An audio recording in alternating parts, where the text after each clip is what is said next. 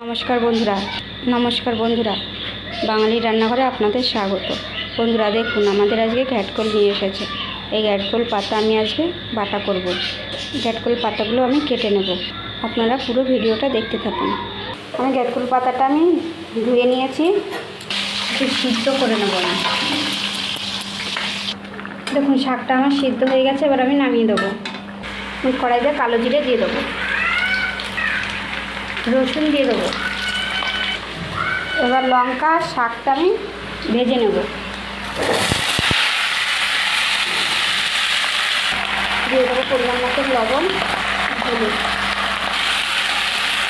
এটাকে আমি ভালো করে ভাজা করে নেব।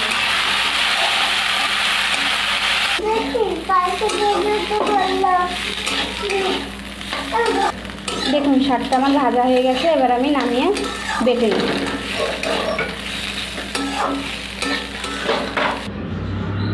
দেখুন এবার আমি বেটে নেব।